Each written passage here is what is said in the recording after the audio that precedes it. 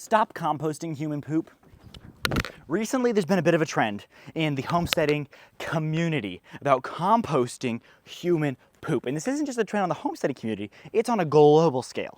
Composting your poop has become a big thing. And not just animal poop, human poop. Homesteaders started doing it. You have composting toilets, so people think, oh, I can compost my poop. And even Japan has started a huge project, and they are recycling poop. Now, I don't know about you, but I don't think we should be reducing, reusing, or recycling our poop. You might be one of those people that are saying, well, no, human poop is a-okay, and after you compost it correctly, it's fine. But then why are they laying poop across these giant fields, and then later they are being deemed as toxic and they can't grow anything there? People often talk about the diseases and parasites you can get from human poop, like E. coli, but they never talk about the heavy metals. I was watching a video by Mossy Bottom, and he was talking about composting. He has built some amazing compost bays. I'm stealing them from my farm. But he was talking about composting human manure.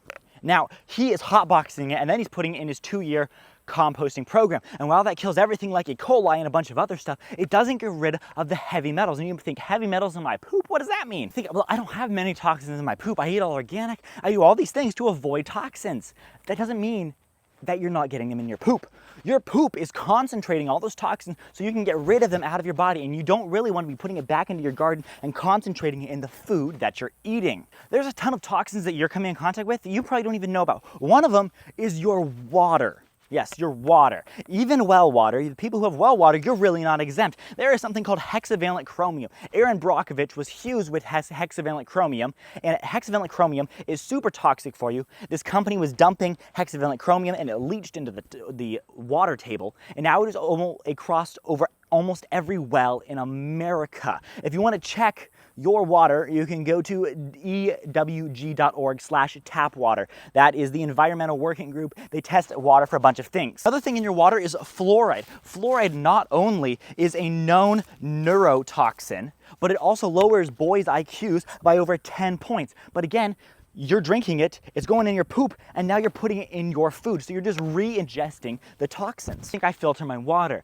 but not every filter is built the same. If you want to be getting rid of hexavalent chromium and fluoride, use a reverse osmosis system. It's amazing, and it gets rid of almost everything, plus makes the water taste great. But that doesn't mean you're free from all toxins, because there's more. One of them is energy. A large energy source in the United States and across the world is coal. Now, just being near a coal fire plant, which is most of the eastern United States uses a large percentage of coal for their power, you are just breathing in mercury and other heavy metals like cadmium.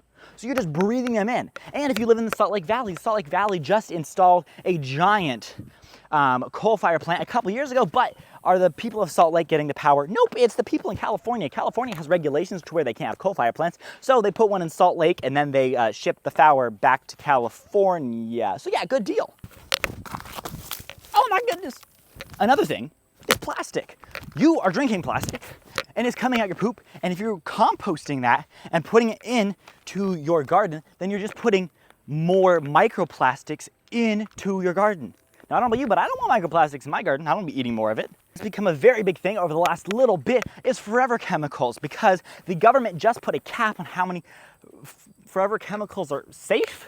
But if you're eating forever chemicals, one of the ways that your body can kind of naturally get rid of them is by pooping them out. But they're not getting rid of them if you poop them out. There are ways of getting rid of forever chemicals, but they're very expensive, and you probably don't want to be putting forever chemicals into your food and into your compost, into your garden in the first place. Another huge thing is mercury. Not only are you getting mercury from coal fire plants and just breathing it in, you could be getting mercury from fish. Fish has a very high mercury content. Oh my goodness, I'm kicking the camera. But fish has a very high mercury content, and over 30% of Americans have a mercury content high enough to where it is affecting their health negatively. The thing is, pesticides and herbicides, you may be thinking, well, I don't fertilize any of my stuff, so that way we have more organic food and we don't have pesticides on our food. But if you go out and eat something, let's say you go and eat a burger, that burger, if it's not organic, definitely has glyphosate. There's a whole video on glyphosate I have. It's in one of these corners up here, you can watch it. But then if you're pooping out the glyphosate, and you're putting it in your plants, then bada bing, bada boom, the glyphosate you're working so hard to not have on your plants is now in your plants. Something that I think people aren't talking about enough is rice. Rice has very high arsenic content, but you can get rid of it mostly by double boiling your rice. Now, rinsing your rice is not the same thing. Now, traditionally, Asian countries double boiled their rice. I mean, starting your rice boiling, then you dump out the water, and then you finish cooking it. There's entire videos on the internet about how to double boil your rice, but I see across YouTube and everywhere else, people are no longer double boiling the rice, which means that you're getting a high amount of arsenic.